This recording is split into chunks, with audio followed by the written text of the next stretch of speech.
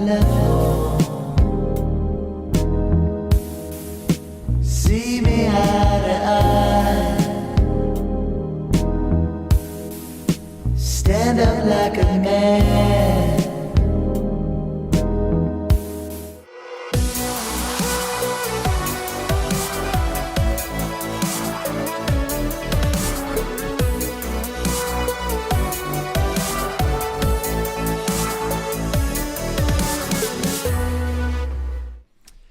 Hey everybody! Welcome to another MoGraph podcast. I'm your host, Matt Milstead. Joining me this week is our good friend, Mr. Brandon Clements. Hello, glad to be here. You can find him both at Glass Hand Studios and at Brandon Clements, but I've been pushing the Glass Hand Studios. Anyway, so yeah. Find him either of those places. Want to give a big shout out to our sponsor, Otoy. They're our universal sponsor. You know them, you love them. They're the makers of Octane Render and the Render Network. With Octane Render, you can render your Octane frames in a fraction of the time, and with the Render Network, you can render your Octane Redshift and Blender Cycles frames in a fraction of the time and a fraction of the cost of other render networks. So make sure and check them out. I have a feeling, don't quote me on this, but make sure and keep it on your radar. They're probably going to be running their Black Friday sale here in the next month or so. So keep an eye on that. I know I'm going to be renewing that. But other big news is the Render Royale is still happening. You've got about 4 days left to get your entry in. You can do a render on the Render Network with the theme Trick or Treat and submit something either with Redshift, with Blender Cycles, or with Octane, and submit your renders and win anywhere from $250 to $1,000, which would be great in each one of those render engines. So if you submit all three, who knows, you can make a lot of money. But it's a lot of fun. Yeah, make sure and check that out. But we are here to talk to you, Brandon. How is it? How have you been? How have you been? You been good? I've been great. Thanks for asking. I think the last time we saw each other was the Beeple. The Beeple event. Yeah. It was fun hanging out. Fun. Like I really appreciated how much interest you put in, as I'm hardcore into assembly code, trying to figure out all my errors with the Beeple game that I was making. Yeah. No, I'm just standing there oh, this is great. And you're sweating. Yeah, it was a lot of fun. But that was the last time I saw you. Lots of fun. It's been couple years. Yeah. That was a great event. And then I think I saw, did he have Danny McBride host an event recently? That's crazy. So, and I'm a massive Danny McBride fan too. What's funny is so as you can see by my beautiful tan here, I've been in Hawaii for the past 8 weeks. 8 days. So that's why we haven't had a show or live stream. We were supposed to have Winbush on a couple weeks ago, but then he's like, "Hey, my daughter's got this thing. Can we move it to the next day?" I was like, "Yeah, let's totally." Or I was like, "Let's move it to the next day." So then the next day I was like, "Oh shoot, my kid's got a thing." So we just had to cancel. It's no biggie. Anyway. But glad we're here. But as you can see, I got this beautiful tan, and because I've been in Hawaii, that's why we haven't had a show. I don't even remember where I was going with this. It was no. So as I was leaving for the airport, he texted me and he's like, "Hey, I'm gonna be in Dallas on Monday." I was like, "Well, I'm gonna be in Hawaii." So Mike came up to ABC and hung out and stuff like that. And I just wanted to ask him about it because that looked like a crazy event that he put on. Much different than the typical events that we've been doing in our industry and stuff. Even in the crypto space, it seemed weird, different than that. Anytime you can bring in other people from different creative industries like that, I mean, that's almost like a what timeline are we living in type thing, where Danny McBride's just walking around just this is cool. I love art. Yeah. But I mean, I could imagine it. It'd be cool. Yeah. But I wish I could have been there. Yeah, seriously. I don't know. There are so many of these events that he holds that I just I would love to go to, but it's man, that South Carolina, that's an expensive flight, I might as well be fly into the middle of nowhere, you know. And then as Oh, soon as yeah. as soon as the hotels find out that there's an event that he's holding, like they immediately jack up the price. 100%. I So know. I was watching that for a few weeks, yeah, because when you guys had asked, I think it was you guys who extended the offer. You were like, "Hey, there's some seats available," and I think it was you and Dave who got yeah, me to come out there, which yeah, was amazing. And then yeah, Taylor and I decided, oh, we'll just drive. We'll go through the countryside, and we yeah, were like driving through mountains and over rivers, and we were like on the way to Beeple's mansion, yeah. his studio. But You're in Nashville, is it? I'm in Louisville, Kentucky, so Louisville. close to Yeah, Nashville. yeah. Yeah, Louisville. I know yeah. it was. I always get Nashville, Louisville, and Memphis all confused. They might as well Oh, be the yeah. same city for me. They are. They are, because there's not a whole lot in between, Right. so it's just like a lot of overlap. Yeah, That's so funny. pulling a lot of people from different directions. But yeah, you can go down 65 and get to Nashville pretty simply, pretty Yeah, fast. One of my best friends in college, he lived in Nashville, so I would go down there like every month, every other month. yeah. So yeah. I was gonna Oh, say that's a pretty good location because you can hit the east and like, you know, Texas, yeah. pretty Yeah, quickly.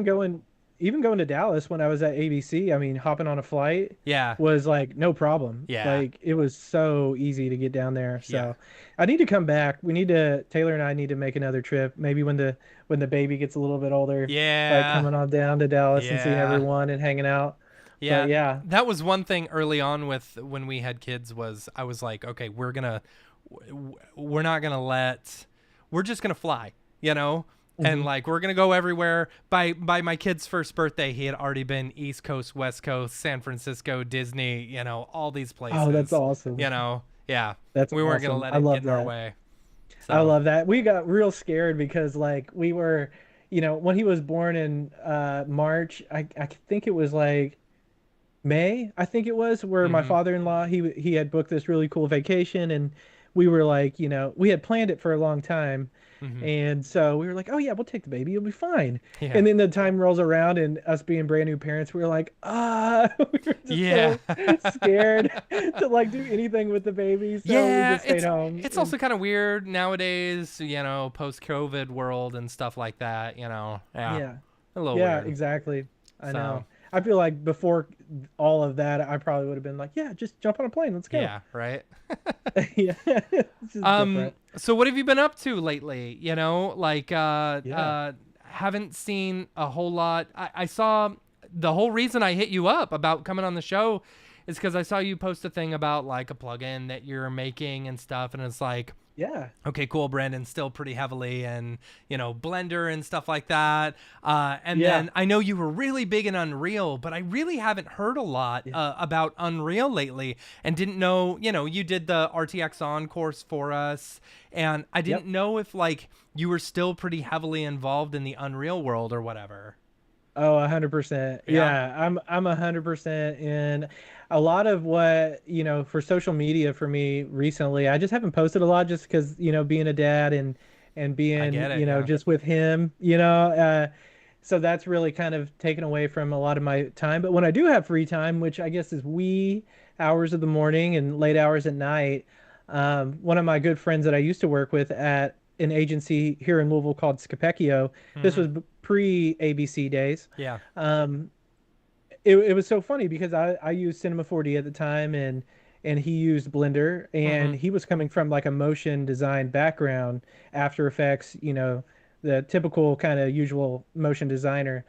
And he started getting into Blender, and he was showing me a few things, and I would just stand there like over his shoulder, and I'd be like, "Oh, well, how do you do this in Blender?" And hmm he'd be like, "Oh, blah blah blah blah blah," and he'd be hitting everything on the keyboard, and I'm like, "What are you doing?" Because Yeah. like most 3D applications, you're using like the mouse, and you're clicking and dragging a lot, but with Yeah. Blender, it's so much of it is with your left hand, like on the keyboard, and that's I think what makes it so special to me, and how quick I can like work is most of it's just keyboard shortcuts, which a lot of people are like, that's Yeah. weird. I have a few keyboard shortcuts that I'll use in cinema, Yeah. but for the most for the most point part I just like old man it where I'm like, all right, go up, click, I know where these things are. Well, Yeah. I used to know where they were, and then they changed the UI and like 22 or 23 or something, and Oh from that yeah. point on I forgot where everything was. Like, you Yep. know, it's like I'm not Yeah. using it consistently enough to remember where everything is. It's not muscle memory anymore, or it's fighting the old Absolutely. muscle memory. Yeah. Absolutely. Yeah, that's the funny thing about Blender because I've been in it since like this was 2.8 Yeah, I was gonna days say probably because that's 2.8. Yeah. yeah, gosh, man, I feel like a lot of people really jumped into it at 2.8, which is great. Mm-hmm. It's like they made a lot of necessary changes back then Uh-huh. to get people more on board. But yeah, when Remington was teaching me a lot of stuff, uh, when you use the keyboard so much, you don't even think about like new things that they add, right? Because Yeah. most of it is kind of you're doing the same old, and they may tuck something here or do something there, but I feel like the onboarding to new features has been pretty smooth because, well, it's just new. It's just like things you haven't seen, and you're like, "What's this do?" And you Yeah. go in and start messing with it. Which geometry nodes was like a massive, massive Yeah. project that's still ongoing, and that's 100% what the add-on that we're creating is built in. So we're Yeah. not we're not doing any like Python. We're not doing any special like compiled add-on or anything like that. It's all built in geometry nodes, and the reason being is because we want it to kind of live on and be extendable for everyone. Yeah. Like if you buy this, we're going to sell it at a very low price. And if you decide to buy it and jump into it, you can tweak it to your heart's content and Mm-hmm. just use the content browser or the asset browser, as they Yeah. call it in Blender, and just, save it on your network drive or save it locally and update it when you want to when we have new updates. But yeah, you can really just make it your own, which is kind of crazy. I'm It's assuming. I'm assuming. So I have not done much in Blender at all. But I'm assuming the geometry nodes are very similar to like a Houdini pipeline, right? Where it's like absolutely. node based, all node based, and all that stuff. Except for it's not vertical; it's horizontal. Yeah. Yeah. Yeah, exactly. Right. It's so funny watching like the community talk about Houdini and Blender because there's a lot of like really amazing artists who are using both now and Yeah. going back and forth. And once they implement a few features in geometry nodes, I think you can start doing more exchanges back and forth. Or maybe you do something in Houdini with Vellum and Mm-hmm. then bring it back into Blender and be able to read your point attributes and do some like super Mm. fun things like that, right? Like that Yeah. could get really, really, really cool. So yeah, I don't know. It's pretty amazing. I mean, it's pretty low level right now. I think that's the big turnoff for a lot of people is Yeah. you kind of have to do a lot of vector math to get things like Yeah. going. Yeah. And so you're really looking at like the low level pieces of like, okay, well, what do I do with a vector math node? Mm-hmm. Or like, what do I do with this? Yeah. I have no idea. But yeah, and there's people in the community who have built like group nodes, so you can package up a bunch of logic and expose the inputs and outputs, Uh huh. and just throw them into your graph.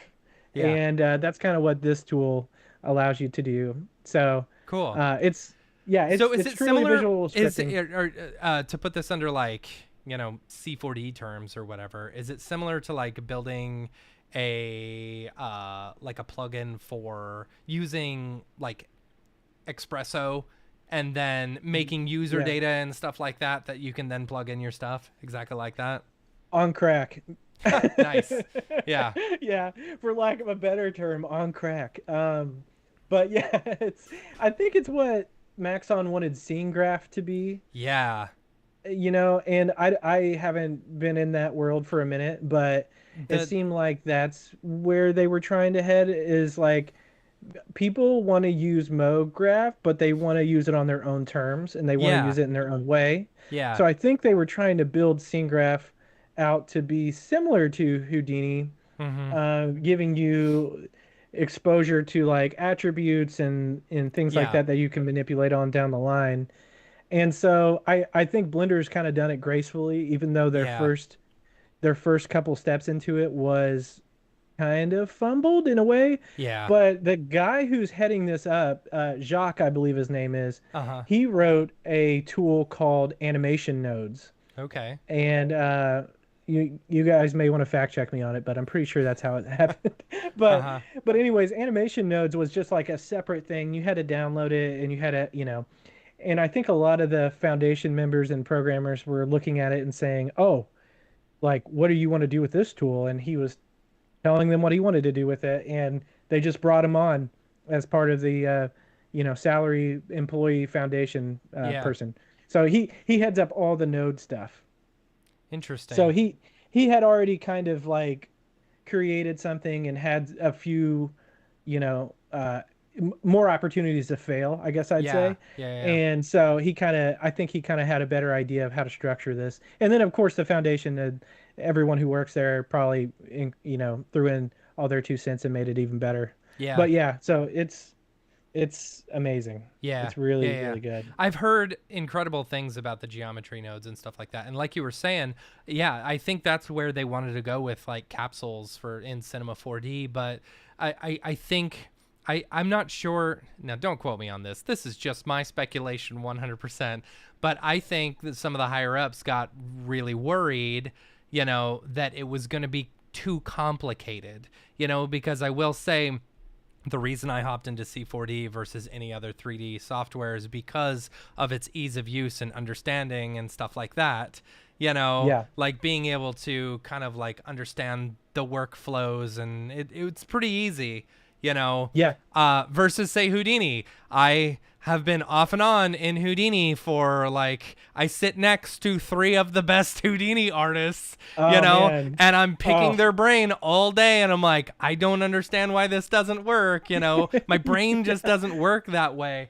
And I think Yeah. some of the higher ups in C4D, in Maxon, got really worried that, oh no, we're going to alienate a whole group of people or something Yeah. like that. Let's make it more user friendly and more similar to the way that we work, which, like their biggest competitor is a free software, Yeah. and then for independent artists, it's like Houdini is $400 for 2 years, Yeah. So it's like, they've got some pretty heavy competition there. So it's like you've got to try and make it as easy as possible. But then Yeah. you start to limit yourself. It's like, okay, you don't get to get into the nitty gritty for those who want to get into the nitty gritty, And Yeah, absolutely. yeah, Absolutely. I don't know. I always kind of, when I'm bored or when I have a moment to myself, I'm super weird and I'm like, pricing structure of software these days is kind of funny, isn't it? it's Like so weird.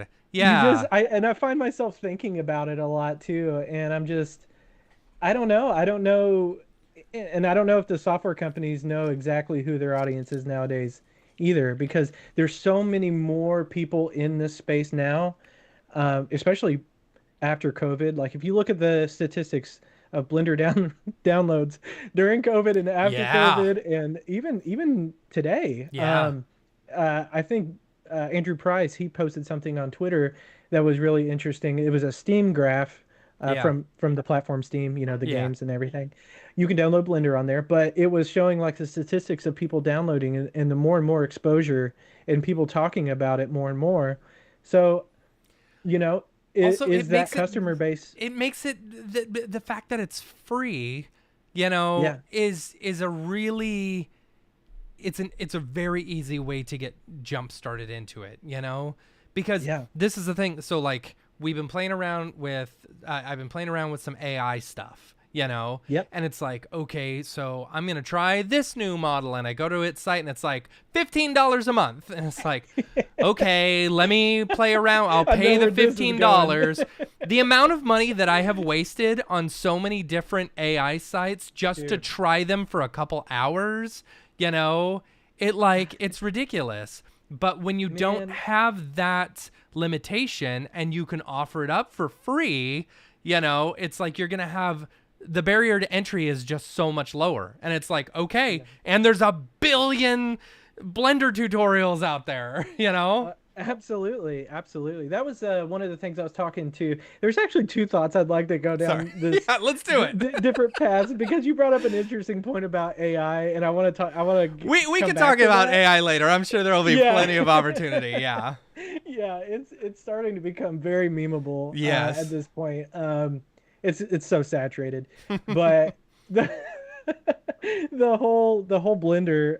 What was the other point that you had made? We were Sorry. talking about like pricing and stuff like that. Yeah. Yeah, Yeah. like with Blender being free, it's so much easier to just hop into it now. Yeah. Gosh, I completely lost my train of It's thought all because right. I just again started thinking about how ridiculous AI is starting to get and like how it's like plateaued and I, everything. I guess we could just keep I've talking about sure that we can because talk about apparently that. Yeah. Are internally I really like want to talk about it. okay, so on the subject of AI, yeah, I've been trying out so many things and it's like I think we're probably most definitely in an AI bubble right now.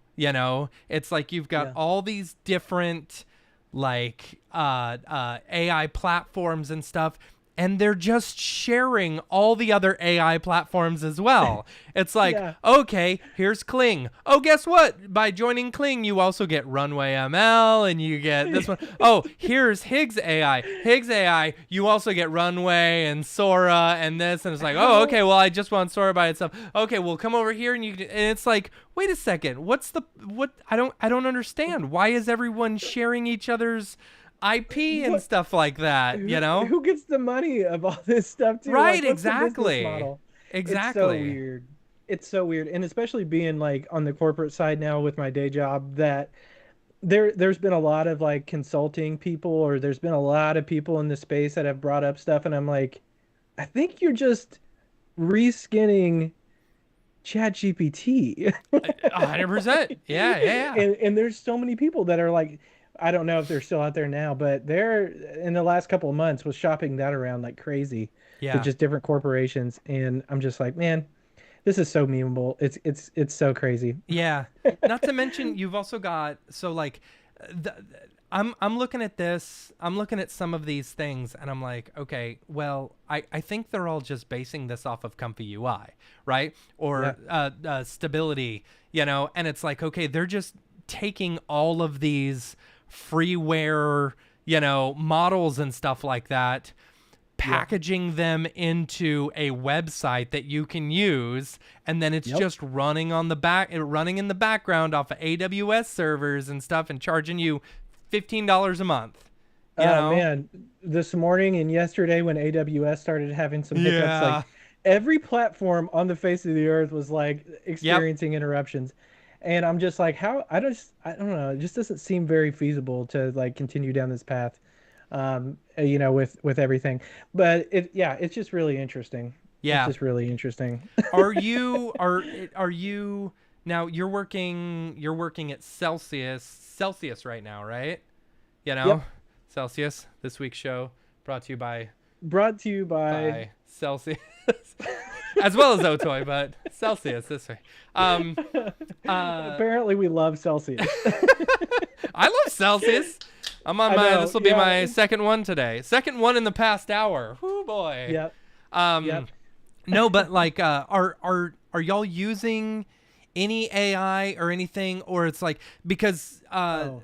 some companies it's almost like it's a four-letter word, Right? I was talking to TJ Gonzalez, who's going to be on the show in a few weeks. He works for Dropout TV, and he was saying they have like a strict no AI policy, Right. and Yeah. they're all about like artists and supporting artists and stuff like that, I But love then that. yeah, I do too. But then you've Yeah. got other companies who are like, okay, we're fully going on incorporating it as much as possible, and then you've got others who are just exploring it, Right. Are you doing any of that, using any of that in your workflows? I would say yes and no. I think right now with the Mid-Journey lawsuit, it's gonna pretty much set a precedent for every single corporation going Yeah. forward. And this is gonna be a massive like trickle down thing for so many companies. And I don't feel like it's gonna work out in Yeah. Mid-Journey's favor. Did you see the headline the other day about the CEO of Mid-Journey saying that he trained without people's consent? Did you see some of this I stuff that's didn't like see starting? that, but it doesn't surprise me, I mean, it's just like the headlines that keep coming out. It's like it just seems like suicide. I'm like, what, Yeah. what's going on?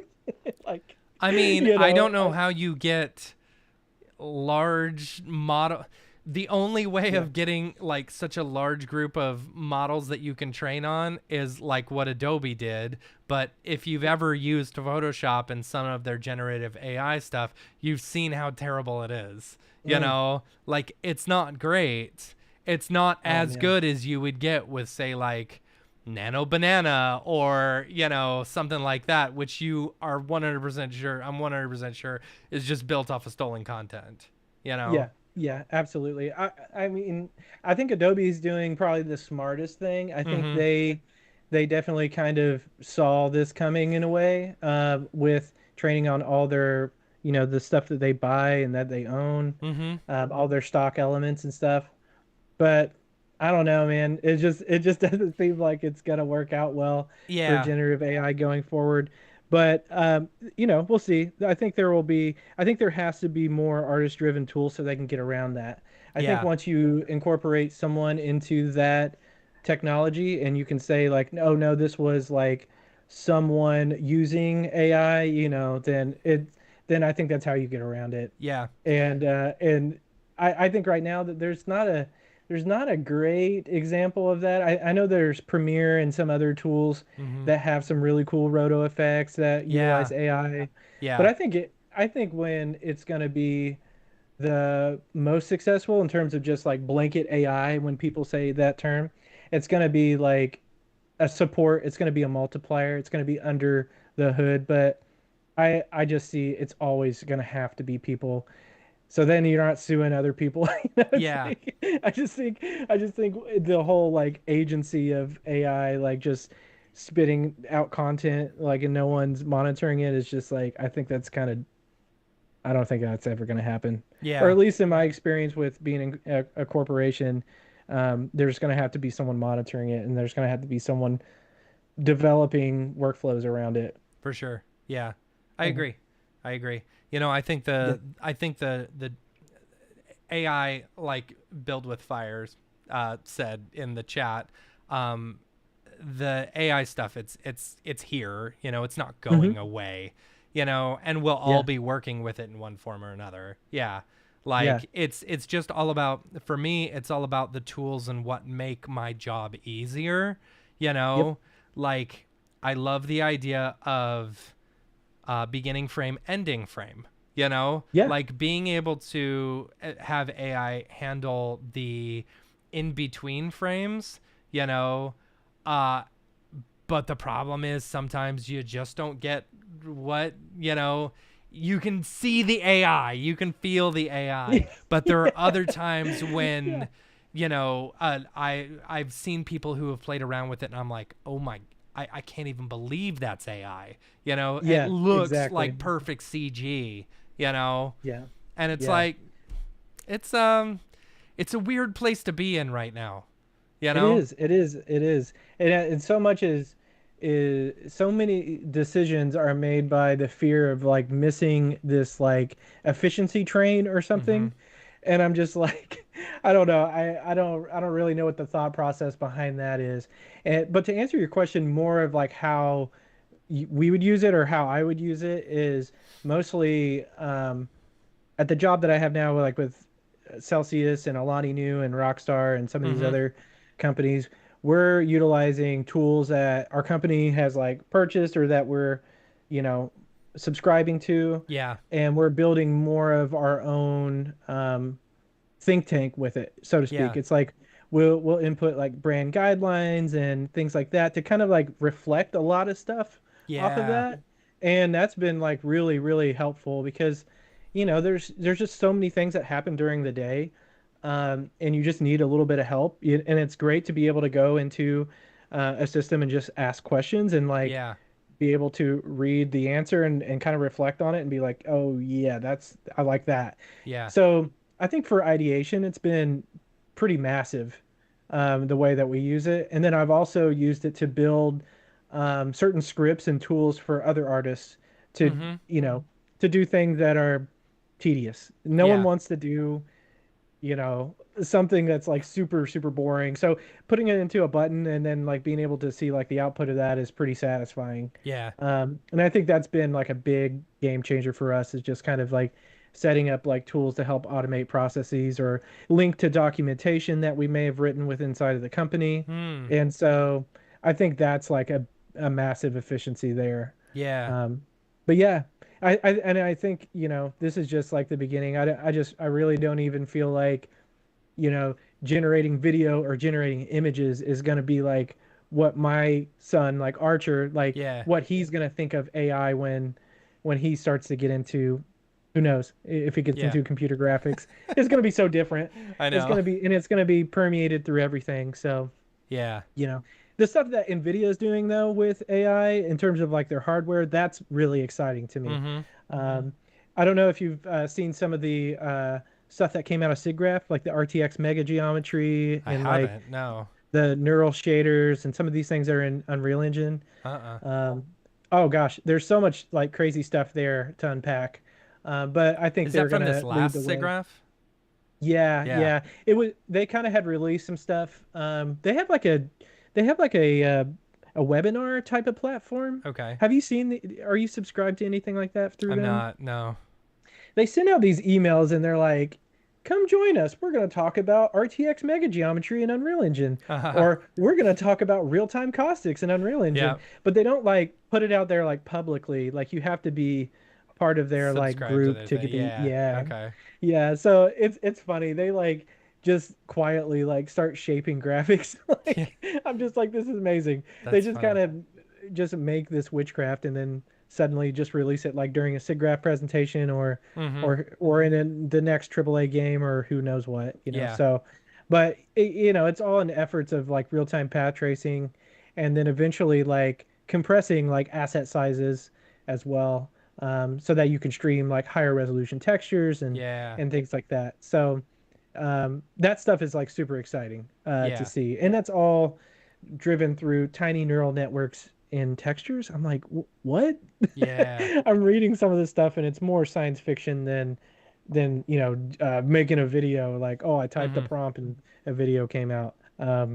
So that's the kind of stuff that I really focus on. Yeah. Yeah. Yeah. Yeah. That's cool. Are you, Yeah. and you said you're still pretty heavily in Unreal Engine?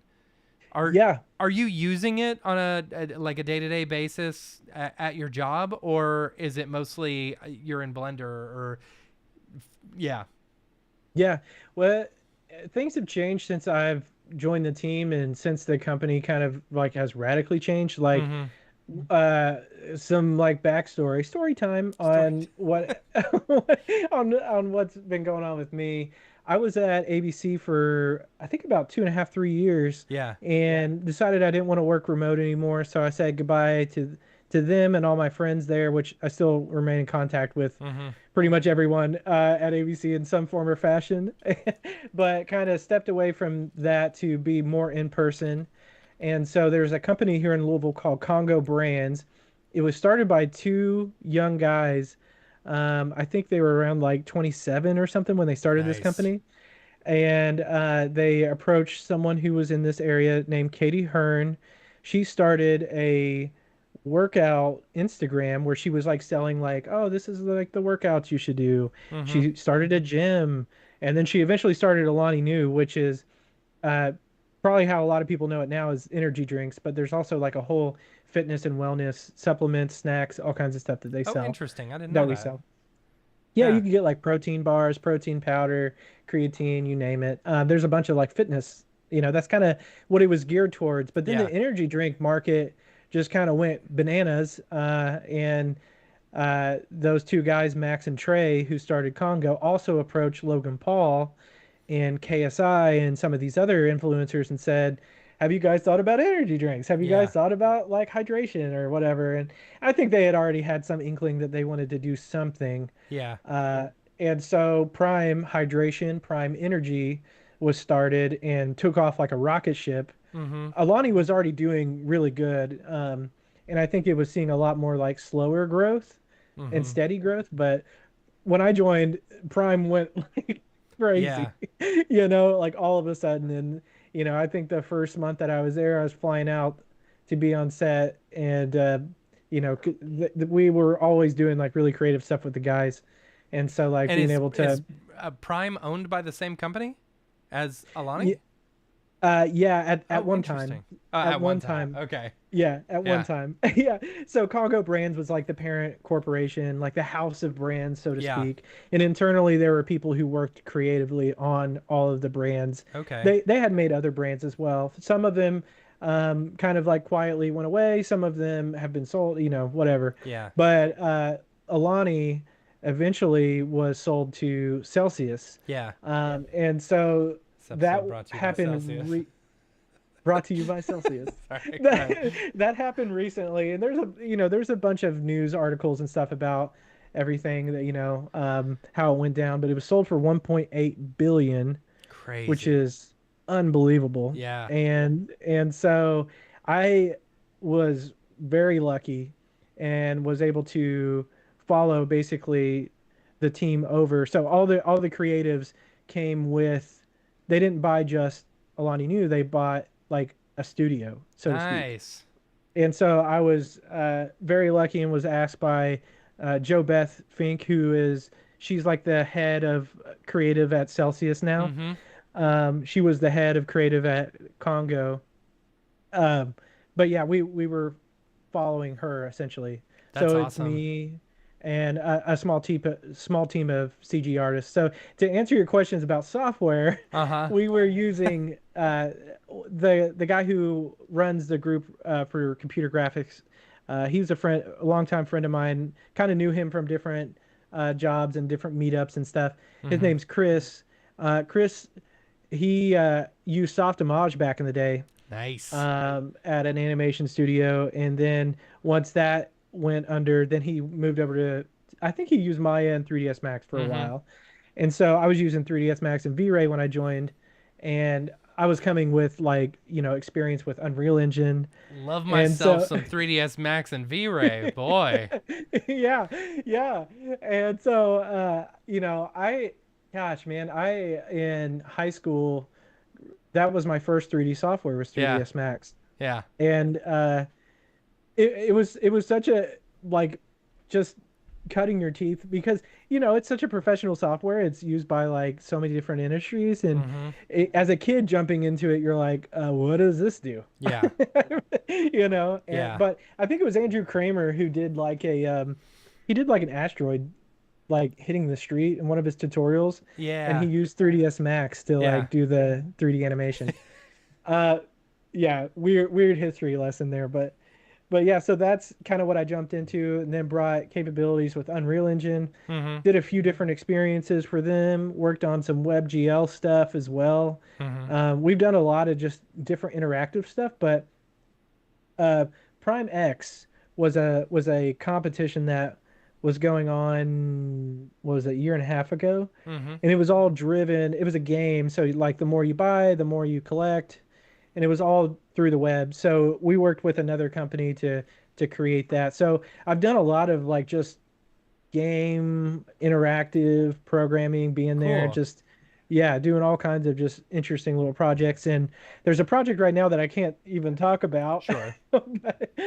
but it's an internal application, but it's all built on Unreal Engine, and it's cross-platform, so it can compile for Mac, iPad, you name it, Vulkan, Windows, That's cool. DirectX. That's Yeah. super cool. Yeah. So So okay. So that's you're actually yeah. creating like interactive games and stuff like that at your job, right?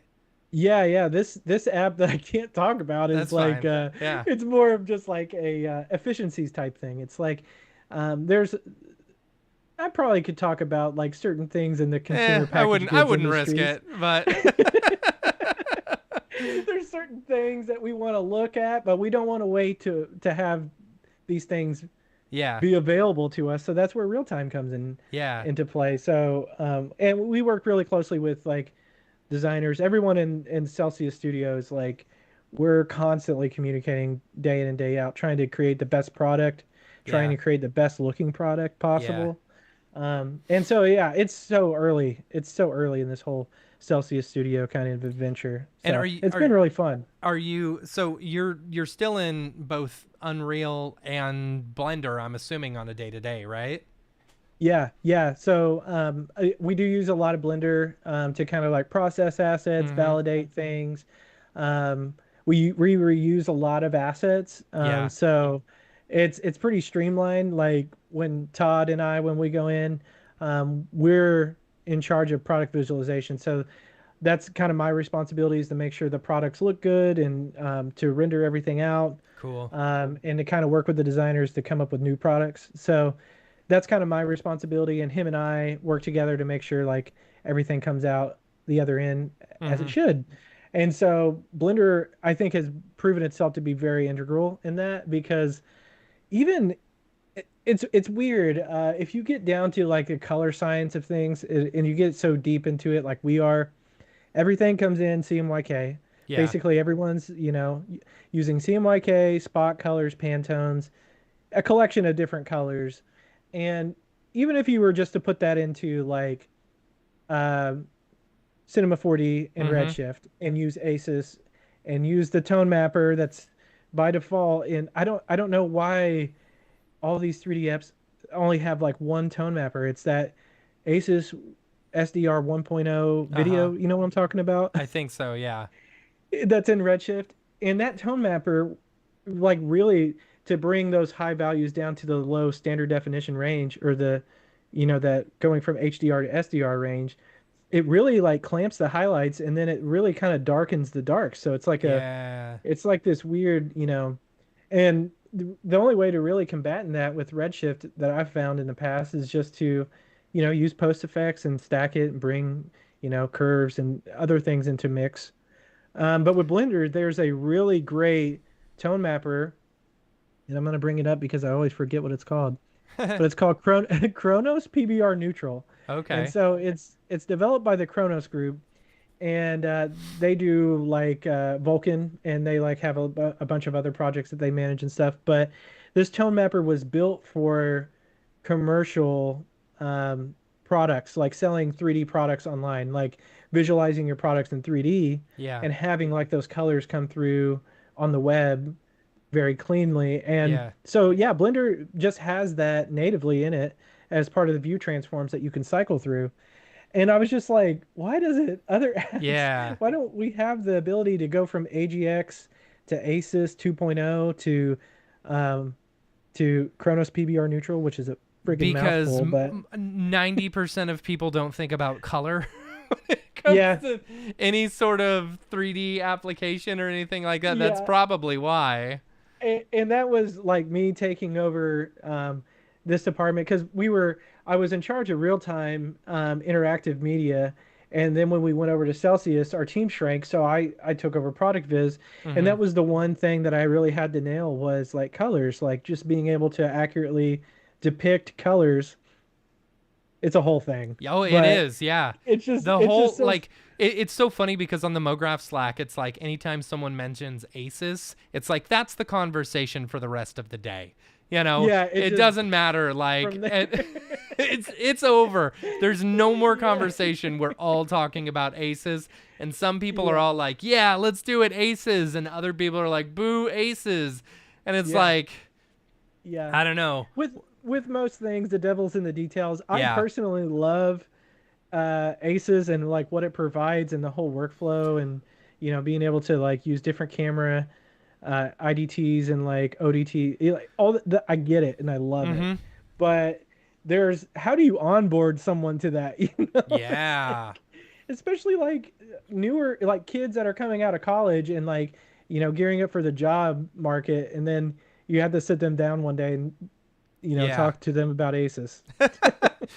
We need to have the talk We about need to have the ACES. talk of why was this made? Why are we here?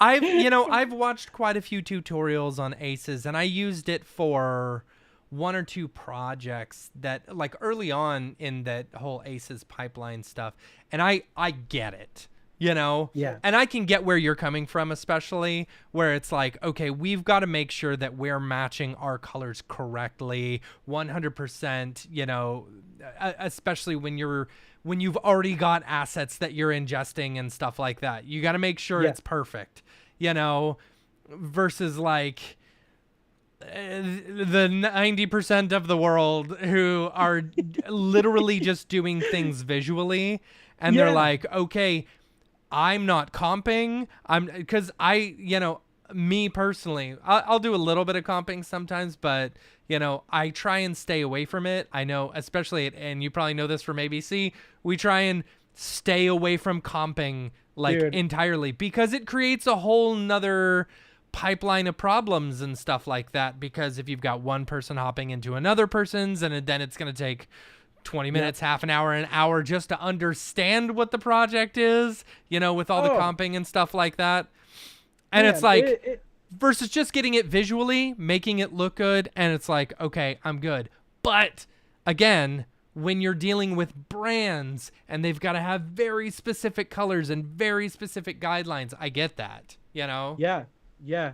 I mean, there's a lot of money that goes into the inks just for the printers to make sure that Coke Red is Coke Red, It's like that is a whole nother universe, and a lot of people just kind of take it for granted. They're like, oh, well, you just the color in, color out, whatever. Yeah. But no, it's pretty intense. The other thing that I just hearing you talk about, like the ABC experience, which is, something we both share.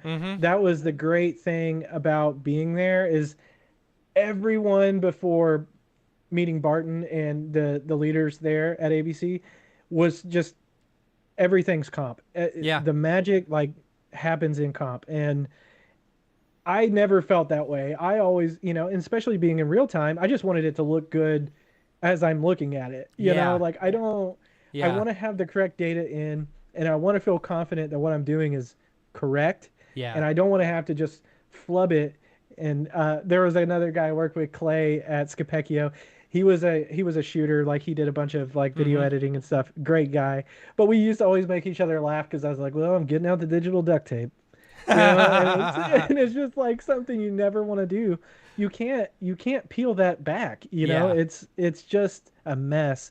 And so the one thing that I do really like in Blender is that if you do have that weird impasse of the client saying these few pixels up here in the top right are wrong, all you have to do is open the compositor in Blender, do a few little nodes, and every single frame will have that data baked into it. So you can have specialized AOVs, and then you can just do all the comp right there. And then once you finish the rendering, it's done. You don't have to open After Effects, nothing. And a lot of people don't even realize that Blender has a video editor built into it. It's cool. It's very similar to some of the cops stuff that I've been seeing in Houdini. 100%. Some of the new cop stuff, the compositing operators, just insane. So crazy, the stuff that, and it's like, Octane kind of has some stuff like that. In C4D, where you can go through and you can create custom AOVs and stuff that you're you're outputting and stuff like that. But there's not just like a straight compositor, especially in Redshift and stuff like that, being able to layer multiple things on top of each other without having to take it to an external compositor. I love, that's one of the my favorite things of showing people, and I probably should do a better job at it, is showing them the compositor, because a lot of people have a preconceived notion about it. They're like, oh yeah, you tweak it, I get it. But no, you can ingest footage, you can chroma key, you can roto, there's so much crazy stuff that's in there, and so your next tutorial series right there. I know, right? Yeah. I mean, with 5.0, they have a bunch of group nodes that the foundations put together, and some of them are VHS video noise and cool night vision. You don't need Red Giant anymore, because it's all just the only thing you use is the VHS filter. Right, so you're gonna see a lot of stuff on social media with VHS filters, and it's gonna be from Blender, and it's gonna be people dragging that node. That's hilarious. Into their graph right before they output. But that's the great thing about it, is that it's so low level that you can just build crazy tools on top of it. I just had no idea that was even possible. and the effects they don't look hokey. Like they look very good. Mm-hmm. Something you would do in DaVinci or something you would do in something else later. Yeah. But yeah, right there Yeah. in Blender. That's rad. It's crazy. Yeah, I How are love it. you? How are you? Like, is five official? Five is officially out, right? No, it went No, into beta a few beta. weeks ago. Yeah. So it is being crunched on right now. People submitting bug reports. Have you So had it a is in chance to feature play lock. around with it? I have. Yeah. There's a couple like really cool things on the topic of color Uh that huh. I'm really excited about is that you can do full HDR from soup to nuts in Cool. Blender. So if you have an HDR Love some compatible soup to monitor, nuts. love the soup to nuts stuff. Sorry. Can we get some more of that? But but with HDR, if you have an HDR monitor, I'm a massive HDR nerd. Uh huh. Um, I just like scrolling through social media, and I find it interesting that some people will just post like videos that are so bright that Yeah. you're like your eyes are melting, and you're like, Yeah. how did they? Well, doing that in Blender now is like becoming a lot easier. Yeah. You just need to have a compatible monitor to be able to view it. Yeah. But so that's really cool. So anyone with a MacBook um, should have like the Apple P3 monitor and Mm-hmm. like the high dynamic range and all the jazz. So you can do that now on a Mac, and it's super fun to play with because yeah, in the viewport you're like seeing HDR colors. It's Mm-hmm. kind of mind blowing to see that. Vulkan now is out of experimental. I think in 4.5 it was starting to inch that way, but now when you download 5, Vulkan will be the graphics API for the back end for Okay. Blender, And which that's for like real time. That's the GPU processing, right? yeah, it's okay. So, history lesson. It's so Yeah. funny because Todd, the guy I work with, he's a young guy, Uh-huh. and this is the kind of conversations we have every day. I'm like, I got to tell you this, but I also had to fill you in on the backstory. So, like, back in the day, OpenGL has been around since like the late '80s, Yeah. and that's been something that has reinvented itself over time and modernized and everything to meet the requirements of new hardware, software, yada yada. But it's always been OpenGL for like real-time rasterization for drawing triangles to pixels on a screen. Like it's just always been OpenGL predominantly. Mm-hmm. But now we have something like Vulkan that's cross-platform. Yeah. It's more modern, so you can do things like real-time ray tracing. So a lot of what they're pouring into Eevee is going to be built on Vulkan, which I don't even know Was it previously built on OpenGL? it was, and they like Okay. rewrote everything. Like Wow. Eevee had a full rewrite.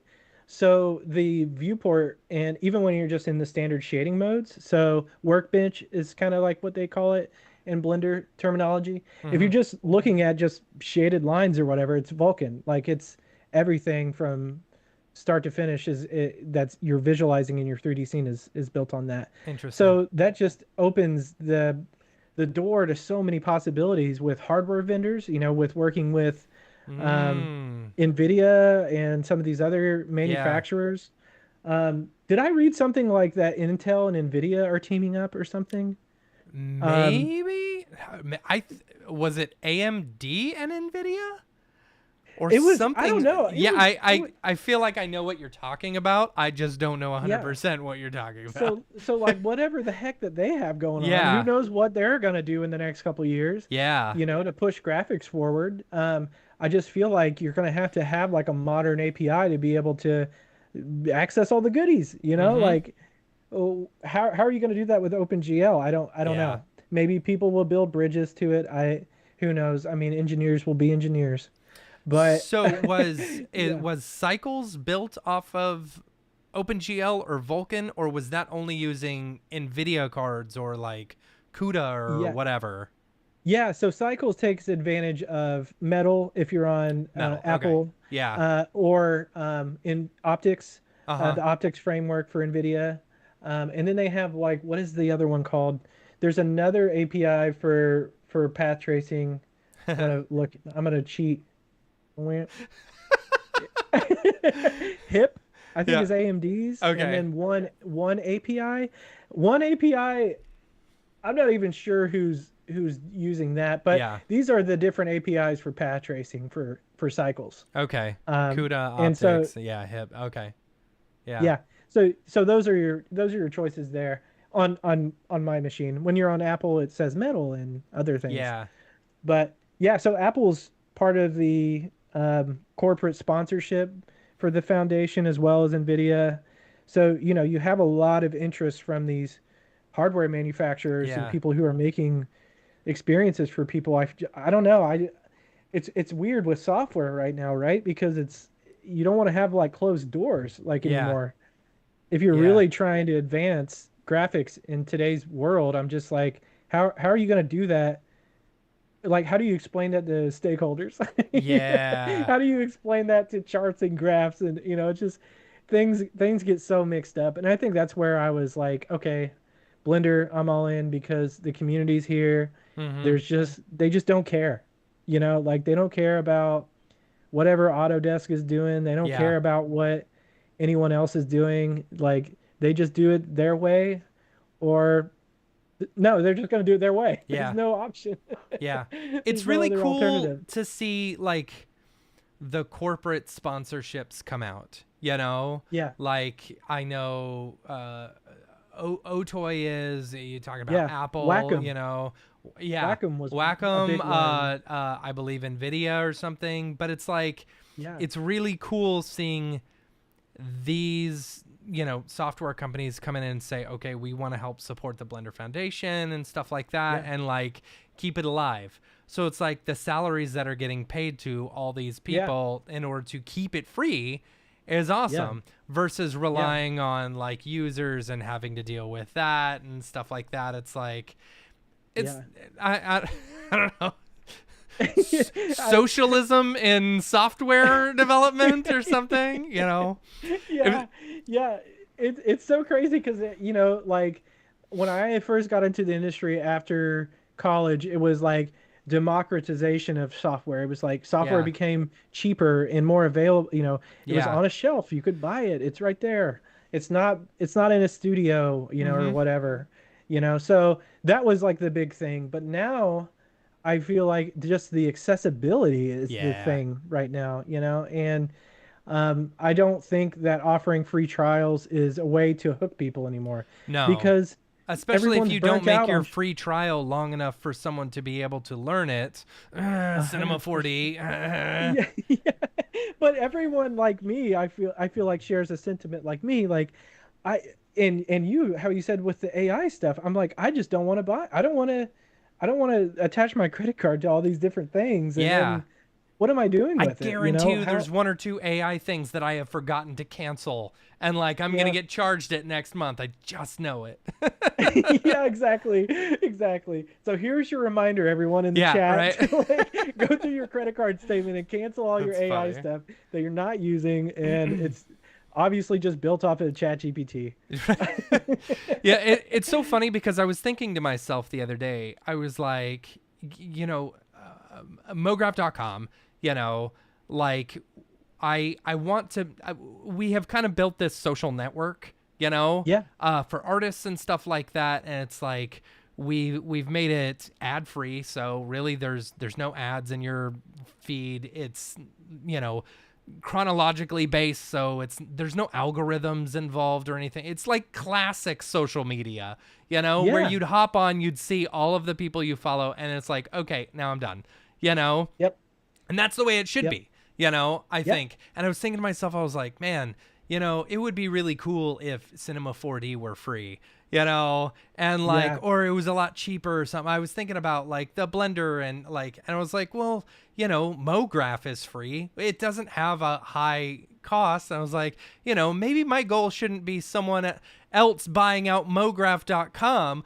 My goal should be for us to make enough money on it as a freeware to where we can buy Cinema 4D and make it Yeah. freeware, Yeah, exactly. And it's like, community driven. Make it right? community driven. Yes. Exactly. Like make it Yeah. community driven where it's like, okay, why don't we purchase the software, Or Yeah. why don't we purchase the software company or something, Yeah. And we'll make it Yeah. our own. I don't know. It was just it was an interesting thought, and thought that's stream. that's kind of like what, with Blender and Remington and I. Oh, by the way, I with this add-on, Southern Shoddy, who's on YouTube, who makes Mm-hmm. a bunch of Blender content. Um, that's who the guy I used to work with at Scapecchio was. We sat right next to each other, and Mm-hmm. he was the one who got me into Blender, and he was the one that was like, no thanks, I'll keep using Blender, not Cinema 4D. Uh-huh. But yeah, he was playing 4D chess at that point. But he saw I the see what you future, I did there. guess. 4D chess, yeah. Yeah. Oh God. Okay, I wasn't even thinking about that. Wow. Uh, But that's the kind of mentality that I think Blender offers, and the power that Blender offers, because you know Autodesk is eventually going to kill 3ds Max and Maya. It's just you think I don't know so? when. Yeah, I I I don't don't know think when, so. but I'll kind of, my argument on this is Let's hear it. I don't I think the charts and the graphs are going to force them to do things that most people don't want happen, right? No one wants Mm-hmm. Maya to go away. I Yeah. don't know about 3ds Max. I could take it or leave it. I mean, Yeah. it's whatever. But it's eventually going to happen, because I think their whole focus at Autodesk, if you read their breakdowns of the reports of where they're going, they're focused on cloud storage, which what? Yeah. And AI. So I Weird. think there's going to be a bad group of people that are Yeah. going to make some bad decisions, and they're just going to alienate the media and entertainment, or whatever the sector is. Yeah. Uh, and if you look at their breakdowns in terms of their revenue, a massive majority is CAD, BIM, and more construction Oh. software. Like, if I'm going to build a skyscraper, how do I do that? Yeah. And you have to use Autodesk software essentially to use Revit and AutoCAD Yeah. and Fusion 3. I don't even know what the hell they offer anymore, Yeah. but you're going to use those tools. Yeah. And they're partnered with other like-minded corporations. I mean, what other media and entertainment corporation is gonna stick around with Autodesk? Like Yeah. those if you look at those business relationships, who's at like Nickelodeon, which by the way they use Blender on that Go Fetch short, Ah. which is amazing, a SpongeBob short. But Uh-huh. who at Nickelodeon and Viacom is gonna have that relationship with Autodesk people and be like, no, we need Maya, or what? I don't know. Yeah. I just don't see a future there. I don't know. I Um, don't know. I don't think I've met someone who uses 3ds Max in a long time. It used yeah, to be big in the architectural, visualization yeah, scene.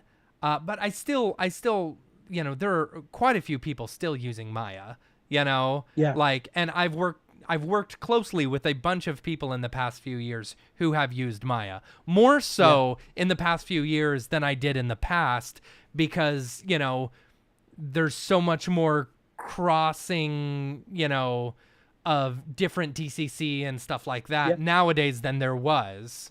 Yeah, yeah, and there's still the age-old argument of studios have built their pipelines around Maya, and Yeah. like, I get it. There's like efficiencies and processes that like, but in time, I do think with the advent of the AI multiplier, that people will figure out these things pretty quickly. Like Yeah. people will build things in Blender because they're gonna go home and do their own artwork in Blender and not pay a ridiculous fee Yeah. to Autodesk for no reason. Yeah. And so like I think eventually people will just figure it out, or Blender will just build its own animation system, which they're doing right now. Yeah. They're retooling the whole animation system, and I think people are just going to be like, we can't afford not to use this. Yeah. Um, and so as long Especially as with it Maya, being free. yeah, Maya by the day, it's Yeah, and the fruit is not ripe on the vine. what's it I mean, you're talking about Maya, but also Cinema 4D, like, Yeah, studios get screwed by Cinema 4D licenses. yeah, You think, oh, it's just you'll buy, a couple of versions of Maxon 1 at the normal price, and it's like, no, that's not how it is. If you're working in a studio and they're using C4D in their pipeline, you have to buy additional licenses of C4D for deadline to be able to render. If you want it to be a license server instead of like logging in, it's like, oh, sorry, that price has now gone up 2 to 3 times. I've seen people on Reddit complaining about how they have been at a studio and Maxon wants to charge them 2 to 3 times the cost of what a normal C4D license is because they want to be able to have a license server. And it's like, what? That should just come with good customer service, you know? Yes. And what is the argument for being online 24/7? Yeah, exactly. It's like what, like, it's so frustrating because like I don't. You're talking about a ridiculous amount of money, you know, versus if you were to just use Blender, it's like, okay, Blender's free. You know? Yeah. You want to pay for Redshift? Okay, Redshift, cool. You know? Yeah. Do it. Yeah. I mean, using Deadline now since they freed up the whole local licensing to be completely free. You know, I can attach my Samsung fridge to my Blender renders and have my Oh my gosh. That'd be hilarious. That's how I always like love the idea of like secretly installing the Deadline worker on everyone's computer in the office. So funny. And just watching it go to a crawl, and they're like, "What's this?" Like, it's like installing Doom on just about everything, but installing a Deadline worker, installing a Deadline worker on like a pregnancy test or something. Yeah, you always see the meme of like Skyrim on the Apple Watch or whatever, but I mean, no, literally, like people's wrists are gonna be on fire because they're rendering with Blender on their Apple Watch. So funny. That's so funny. Yeah. All right, so talk to me about we've gone over time, but that's okay, you know, it's fine. But I would love to what's the octane bench of that fridge? Oh, that is hilarious. I'm surprised That's a good that you one. don't walk into a Best Buy and someone hasn't hacked all their refrigerators to mine Bitcoin or That's something. so funny. But seriously. Oh yeah, so I was gonna say, okay, so talk to me about the new plugin because it looks to me like you're basically recreating a lot of the MoGraph tools from C4D and Blender, right? Yeah. Yeah. Right, I'm gonna go over to the PC screen so you can kind of show it off if you want. Yeah. We're gonna do it live. We're gonna do it live. I've always wanted to say that. But yeah, it kind of looks a little bit intimidating in its form right now. But this is like my test file. So don't judge it too hard. But essentially, you can just add this cloner to any old object. So this is just a geometry nodes network. Which in Blender 5.0, the foundation is releasing again like more packaged high level nodes. And they're redoing their array. Cloner array, it's an interchangeable kind of thing between software. So the array is kind of going to do a lot of this stuff, but the tool that we have actually. I got some. Say something real quick. You there? Check 1, 2. Now say something. How about now? All right. Sorry. Mark was saying there was a big echo on you. I think it's because I had one of my NDI sources like audio. Oh. All right. Go ahead. Okay. Mark, is it better? Yeah. Mark, let us know. Mark. You're our only hope. But yeah, so kind of what I was saying, like the array modifier that was in Blender was kind of clunky. It was kind of weird to use. And so for Blender 5.0, they're like, hey, you know, we're trying to make this more accessible to everyone. Here's a packaged up geometry nodes network called array or whatever. And so you can open that up and see how they built it. Same with this, with this tool, you can open it up and see how I built it. But the way I've kind of laid this out is similar to Cinema 4D and the way that it works. So you basically have your clone mode. So I'm going to go ahead and hide this guy. So, this should look familiar. You have like your grid, your Yeah. line, your circle, your mesh. You want to clone it onto a mesh. I've painted weights on the mesh Oh, that you cool. can use. And then like curve objects. So Mm-hmm. all of this should be pretty standard and should follow the kind of what we would expect from a MoGraph system Mm-hmm. with all those different features. But then you have something like, and it might be a little bit easier if I go back to grid, but then you have stuff like plane effectors. And so um, terminology may change here, but the idea is I want to do something to all these clones, which everyone should be familiar with. Yeah.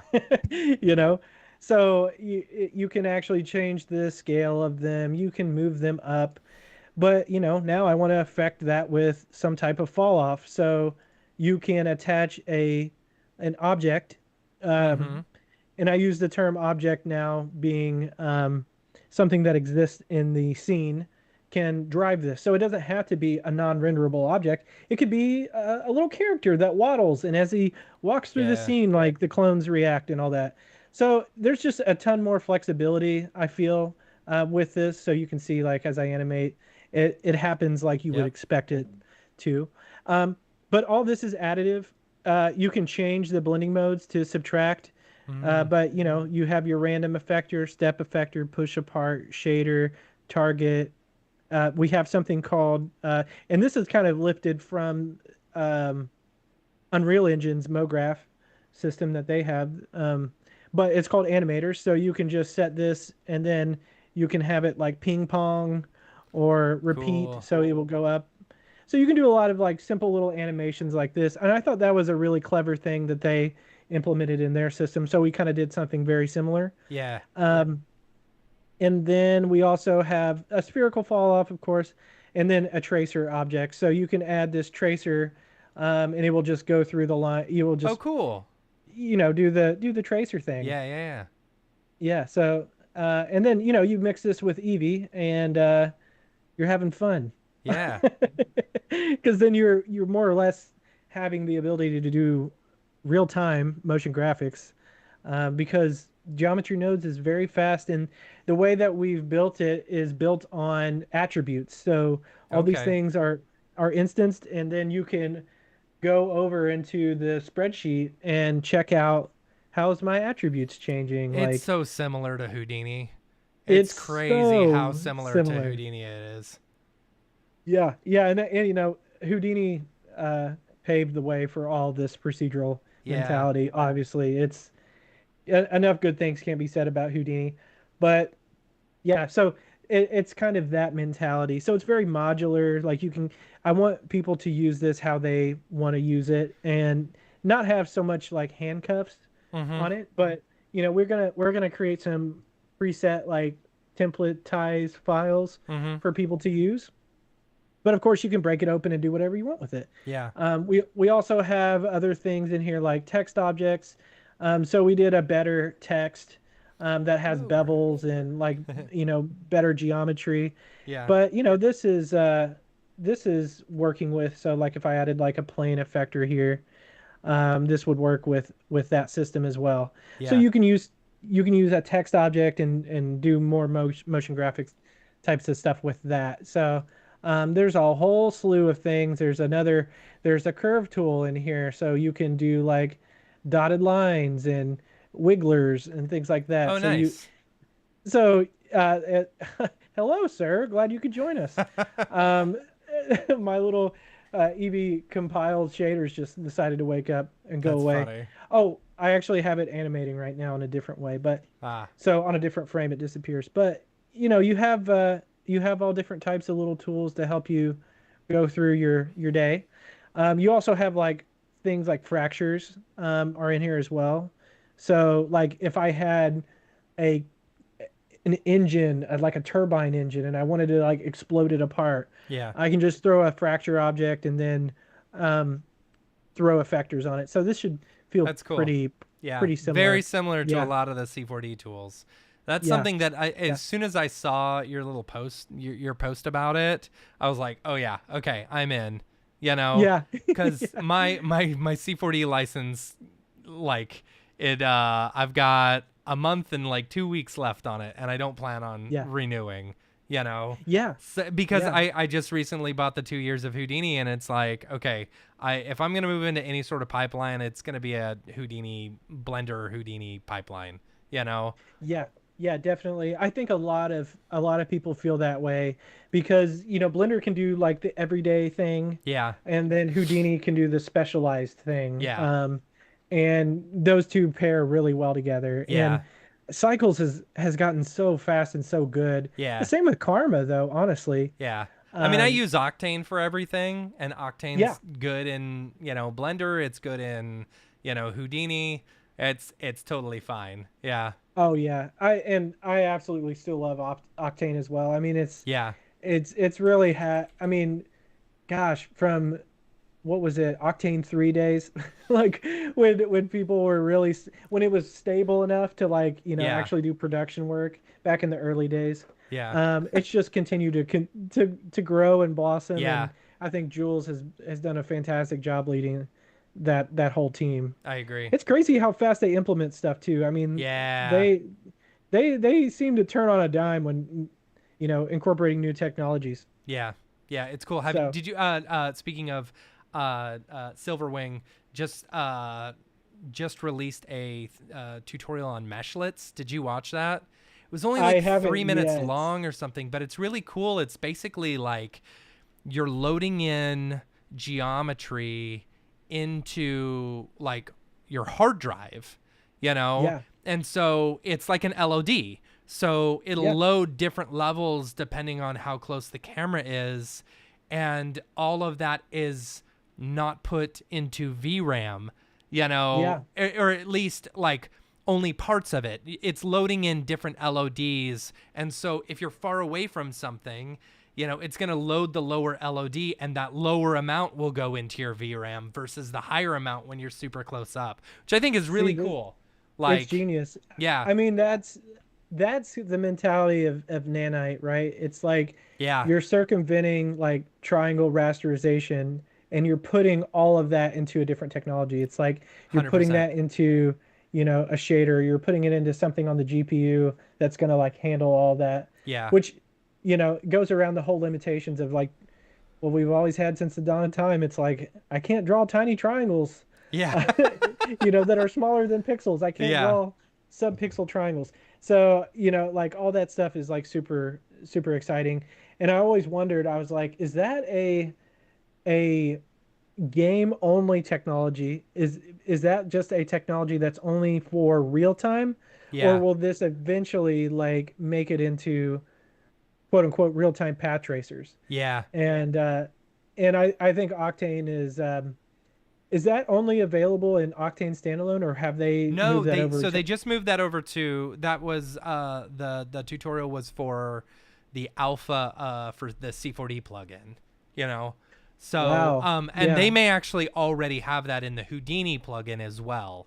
Yeah. I've noticed that the Houdini development has been a bit faster lately than the C4D one, which has been great because Ye- there's so many things I want in Houdini, you know, like Yeah. especially with like the render foundation, like being able to throw stuff up to render in Houdini. I want a better pipeline for that. Yeah. But yeah. So is there a meshlet object that you have to add to your scene graph? So with C4D, I don't know how it is in Houdini, but with C4D, it's inside of your tag.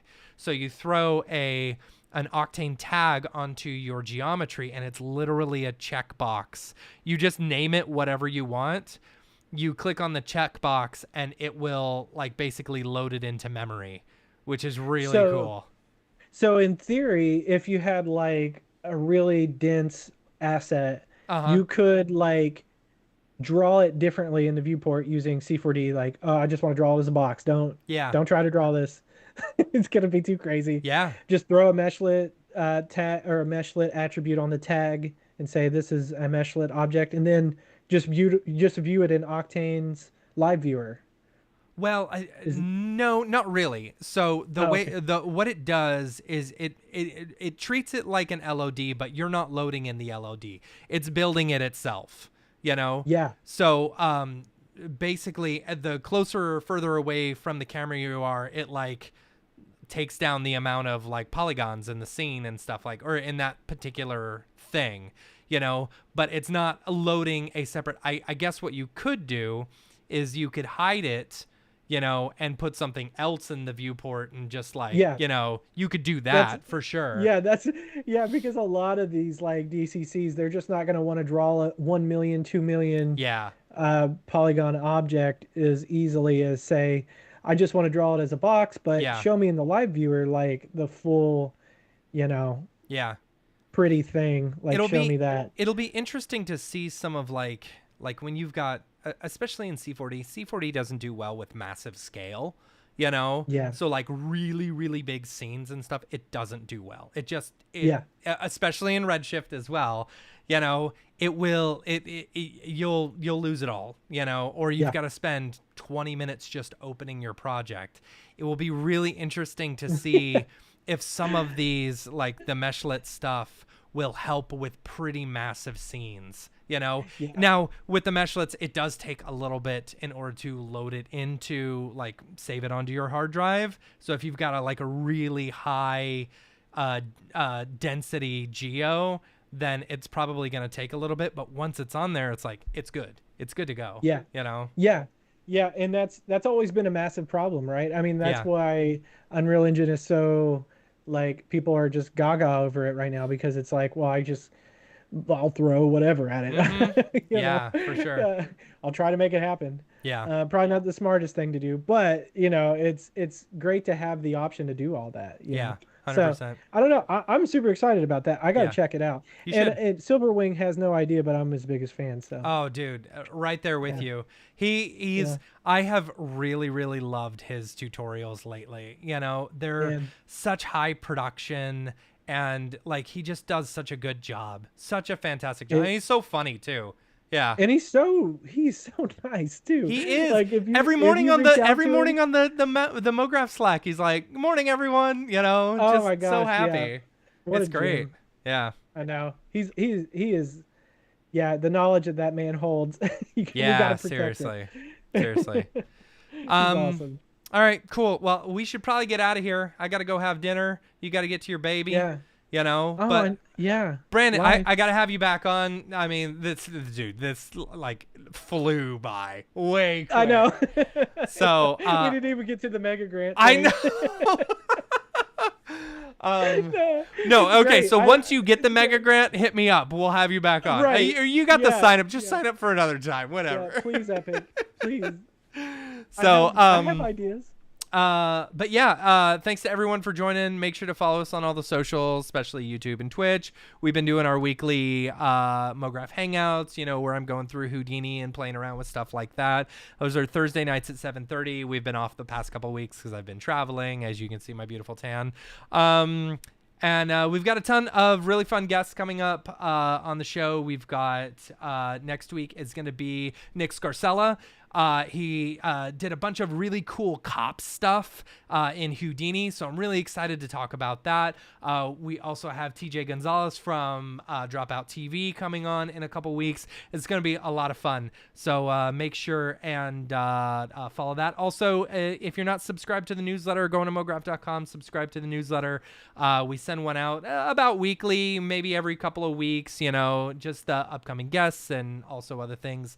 If you're going to be in New York this weekend, come find me at the XR Motion Conference. You've got, for those who are watching live or listening to this on Wednesday, you've got until the end of the day tomorrow, which is Wednesday, to get your tickets. You can use the code MoGraph at checkout and get a 15% discount. So we're a sponsor of the XR Motion Conference. I'm really excited about that this weekend. Also, if you haven't done it, make sure to sign up for your very own mograph.com account. It's a one-stop shop for everything a motion designer needs. Showcase your demo reel, projects you've worked on, post jobs, apply for jobs, sell your digital goods at a fraction of the commission of what Gumroad charges. You can find meetup groups or start one of your own. So much more is planned. We just hit over 850 members, which is great. Awesome. Super excited about that. And we're growing every day. We're an artist first site where your work will always be yours.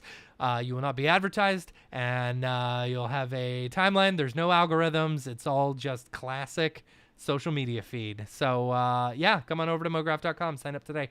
Brandon, thank you so much for joining. Where can people find you online if they're looking for you?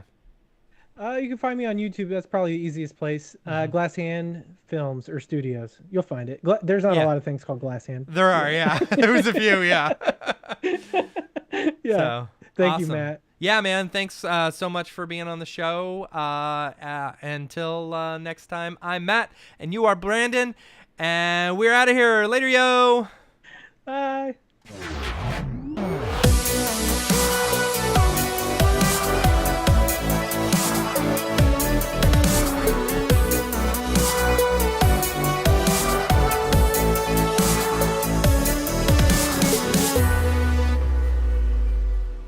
Pretty good, I guess.